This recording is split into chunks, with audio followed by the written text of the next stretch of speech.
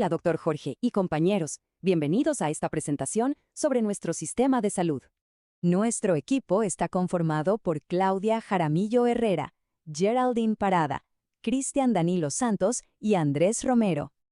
Hoy analizaremos un tema clave: las vicisitudes del aseguramiento en salud en el sector rural. La gran pregunta es: ¿qué derechos fundamentales y prestacionales se vulneran aquí y cómo podemos restablecerlos? Para darle una respuesta realmente integral, doctor Jorge, decidimos abordar este complejo panorama desde 4 frentes. Estos son salud, seguridad social, trabajo en condiciones dignas y justas y, por supuesto, mínimo vital. Empecemos con el primer pilar fundamental: la salud. En este caso, el problema jurídico no radica en que la señora Ana Teresa careciera de afiliación al Sistema General de Seguridad Social y Salud, ya que se encontraba afiliada al régimen subsidiado. La verdadera controversia surge porque al iniciar una relación laboral dependiente con la empresa Ricuras del Campo, el empleador adquirió la obligación legal de afiliar al régimen contributivo y al no hacerlo comprometió el goce efectivo del derecho fundamental a la salud.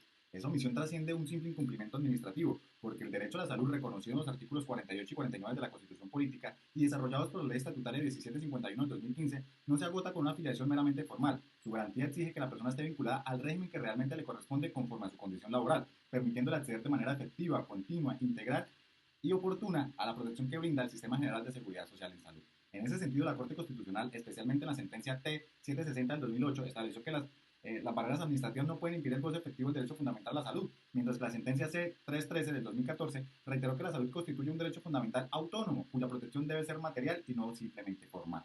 Por esa razón, el derecho debe restablecerse mediante la afiliación inmediata de la trabajadora al régimen contributivo, el pago de las cotizaciones que fueron omitidas durante la relación laboral y la normalización de su aseguramiento. De manera complementaria, el Ministerio del Trabajo podrá adelantar las actuaciones administrativas y sancionatorias frente al empleador por el incumplimiento de sus obligaciones legales. Y si esa omisión llega a comprometer el acceso efectivo a los servicios de salud o poner en riesgo los derechos como la vida digna o el mínimo vital, procederá de manera excepcional la acción de tutela como mecanismo de protección inmediata. Pasemos ahora al segundo tema crítico: la seguridad social.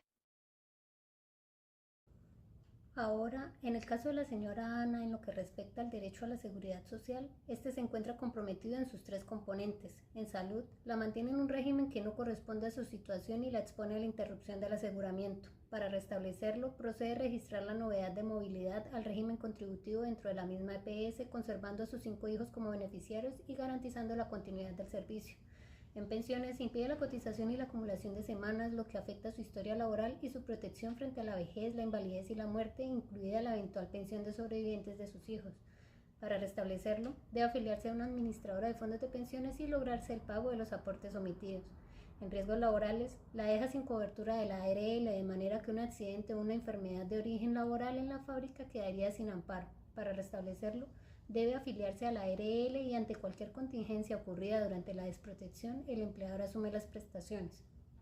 De forma transversal operan la fiscalización y el cobro de aportes por la OGPP, el proceso sancionatorio del Ministerio de Trabajo y la demanda ordinaria laboral para la indemnización de perjuicios.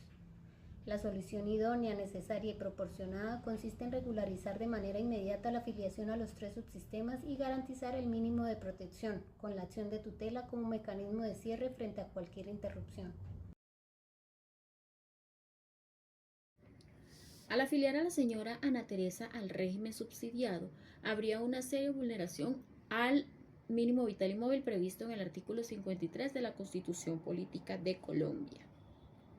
Y es que definitivamente al no cotizar de forma correcta se vería seriamente afectada la base económica de esa familia, no solamente de la señora Ana Teresa, sino de su núcleo familiar completo. Y analizando el por qué, se tiene que podrían presentarse eventuales contingencias específicamente en lo que tiene que ver con enfermedades de origen común, aquellos accidentes derivados de riesgos laborales o inclusive contingencias de invalidez, vejez o muerte. En el primer escenario, tratándose por ejemplo de una enfermedad de origen común, pudiera derivarse una incapacidad aproximadamente entre 15 o 2 meses que un médico le pudiera recetar y la persona no tendría derecho a que esa incapacidad le fuera remunerada, afectándose los ingresos económicos, siendo ella una madre de 5 hijos. Entonces, claramente vendría vulnerándose el mínimo vital. En ese mismo orden de ideas, en una eventual muerte, Ana Teresa, sus 5 hijos no tendrían derecho a recibir una pensión de sobreviviente por no estar afiliado al régimen correcto.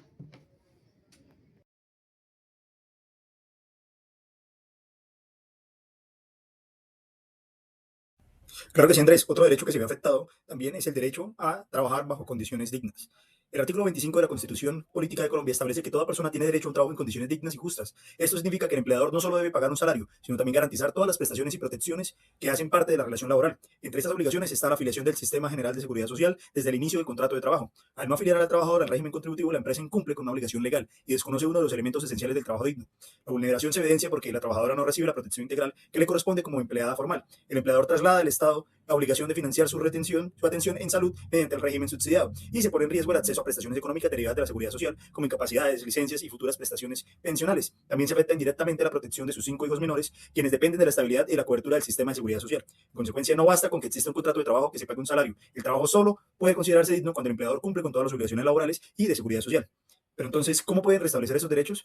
El ordenamiento jurídico colombiano contempla varios mecanismos para garantizar el restablecimiento de los derechos vulnerados. En primer lugar, el empleador debe afiliar inmediatamente a la trabajadora al régimen contributivo y realizar el pago de todos los aportes que dejó de efectuar desde el inicio de la relación laboral. En segundo lugar, el Ministerio de Trabajo puede iniciar un proceso administrativo sancionatorio por incumplimiento de las obligaciones laborales e imponer las sanciones correspondientes. Si la trabajadora sufrió perjuicios económicos por la falta de afiliación, puede acudir también a un proceso ordinario laboral para reclamar el reconocimiento de las prestaciones, aportes omitidos e indemnizaciones que correspondan. Finalmente, cuando la omisión comprometa de manera indirecta o directa derechos fundamentales, especialmente el acceso a los servicios de salud, también procede la acción de tutela como mecanismo de protección inmediata.